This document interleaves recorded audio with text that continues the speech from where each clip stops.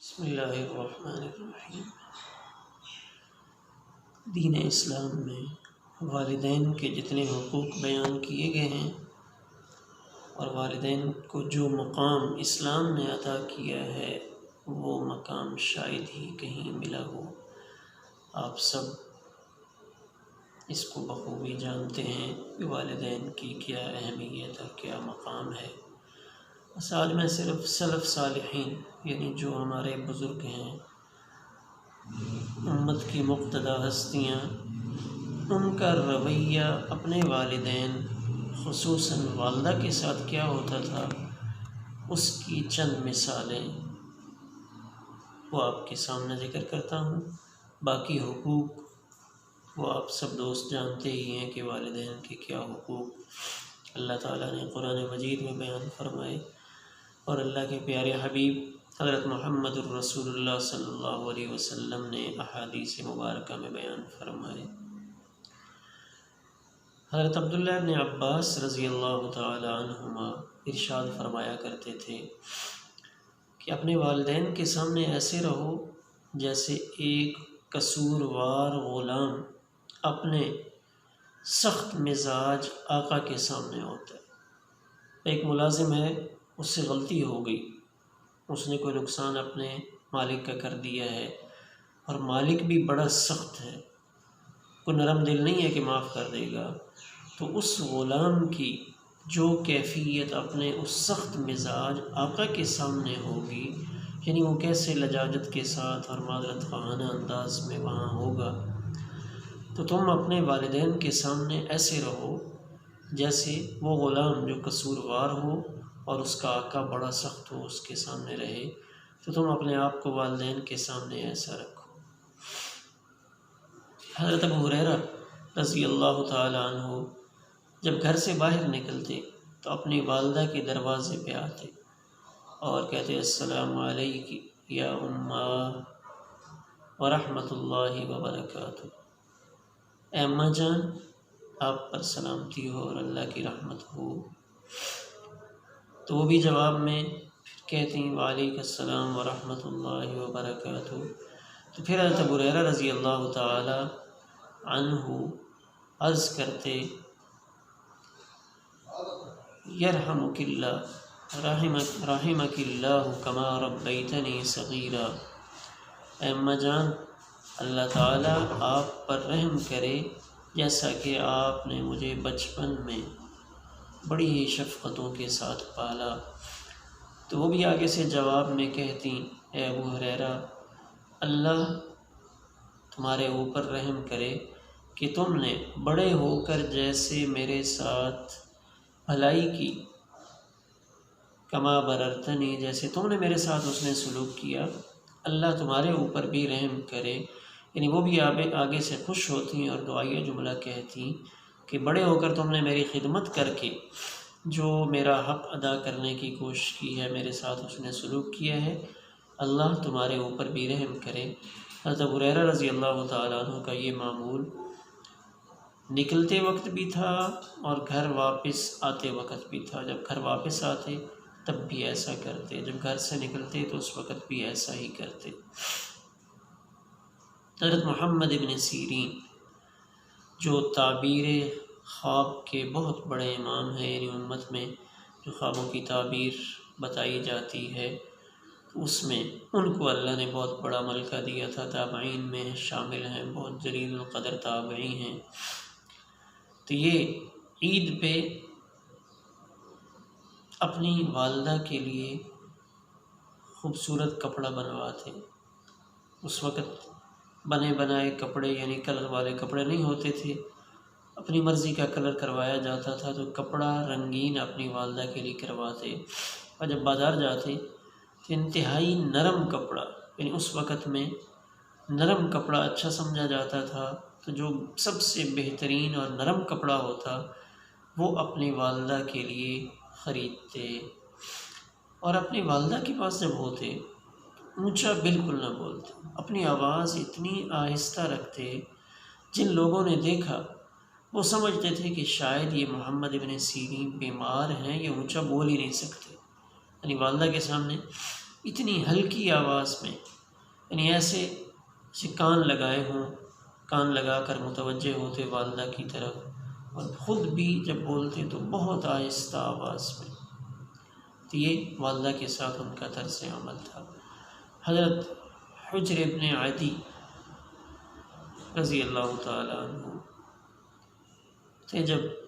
والدہ آرام فرمانے کے لیے بستر کے قریب آتی تو پہلے ان کے بستر کے اوپر ہاتھ پھیرتے، پھر اپنے ہاتھ کے بارے میں کہتے کہ یہ تو بڑا سخت ہے، اس ہاتھ سے پتہ نہیں چلے گا کہ بستر پہ کوئی چیز ہے یا نہیں۔ تو پھر اس بستر پہ خود لیٹتے، یعنی اپنی کمر اس بستر پہ لگاتے، کمر کا حصہ ذرا نرم ہوتا ہے تو کوئی چبھنے والی چیز اگر ہوئی تو وہ کمر کے ساتھ چبھ جائے گی۔ جب تسلی ہو جاتی کہ ہاتھ میں بھی کوئی چیز نہیں آئی اور کمر بھی اوپر لگائی اور کمر سے بھی کوئی چیز محسوس نہیں ہوئی، تو پھر اپنی والدہ سے کہتے کہ اب آپ تشریف لے آئیں اور یہاں پہ لیٹ جائیں، یعنی والدہ کے لیٹنے سے پہلے بستر کو چیک کرتے کہ اس بستر کے اوپر کوئی سخت چیز تو نہیں پڑی ہوئی، پھر اپنی والدہ کو سونے کے لیے گزارش کرتے۔ امام ابو حنیفہ رحمۃ اللہ تعالیٰ علیہ، آپ کو خلیفہ وقت نے قاضی بننے کے لیے کہا کہ آپ عہدہ قضا کو قبول کر لیں، لیکن امام صاحب نے قبول نہیں کیا۔ اس قبول نہ کرنے پہ امام صاحب کو روزانہ کوڑے لگائے جاتے، تو کبھی کبھی امام صاحب رو پڑتے، فارغ ہوتے تو روتے۔ یا بعض نے اس کا مفہوم اس طرح بیان کیا کہ جب امام صاحب جیل سے رہا ہوئے تو اس وقت روئے، لیکن زیادہ مفہوم یہی ہے کہ کوڑا لگنے کے بعد جب کوڑے کی سزا ہو جاتی، فارغ ہوتے تو پھر روتے۔ تو کسی نے پوچھا کہ آپ روتے کیوں ہیں؟ تو فرمانے لگے کہ کوڑوں کی تکلیف سے مجھے اپنی والدہ کا غم بہت زیادہ ہے، مجھے اپنی تکلیف کا اتنا غم نہیں ہے۔ جب یہ خبر میری والدہ کو پہنچتی ہوگی کہ میرے بیٹے کو کوڑے لگ رہے ہیں، تو جو ان کو اس خبر سے غم پہنچتا ہوگا وہ تکلیف مجھے زیادہ لگتی ہے کہ میری والدہ میری وجہ سے دکھی ہوتی ہیں، اس وجہ سے میں رو پڑتا ہوں۔ حمید کہتے ہیں کہ جب ایاس ابن معاویہ بڑے جلیل القدر ائمہ حدیث میں اور بڑے علماء میں شامل تھے، جب ان کا انتقال ہوا، ان کی والدہ کا جب انتقال ہوا تو کہنے لگے کہ پہلے میرے لیے جنت کے 2 دروازے کھلے ہوئے تھے، یعنی جنت میں داخل ہونے کے لیے میرے پاس 2 دروازے تھے کہ ان دروازوں سے میں جنت میں داخل ہو سکتا تھا، آج ان میں سے ایک دروازہ بند ہو گیا۔ یعنی والدہ کا انتقال ہوا تو جنت میں داخل ہونے کے لیے جو ایک دروازہ تھا، آج وہ دروازہ بند ہو گیا ہے۔ تو والدین انسان کے لیے جنت میں داخل ہونے کا سبب ہے۔ حضرت سعید ابن عامر کہتے ہیں کہ ایک رات ایسا ہوا کہ میرے بھائی عمر نے ساری رات نفل پڑھے اور میں نے ساری رات اپنے والدہ کے پاؤں دبائے، ان کی ٹانگیں دبائیں۔ کہتے ہیں مجھے ذرہ برابر اس کی تمنا نہیں ہوئی کہ بھائی کی نفلوں والی ساری رات کی عبادت کا ثواب مجھے مل جائے اور میرا ثواب اس کو مل جائے، یعنی میرے دل میں حس پیدا نہیں ہوئی، کیونکہ میں نے سمجھا کہ میں جو والدہ کی خدمت کر رہا ہوں شاید یہ نفلی عبادت سے بہت آگے بڑھ کے۔ والدین کے سامنے اونچا بولنے کے بارے میں، یعنی اونچا بولنے کو بے ادبی سمجھا جاتا تھا۔ حضرت عبداللہ ابن عون فرماتے ہیں، یہ حضرت عون حضرت جعفر طیار کے بیٹے تھے،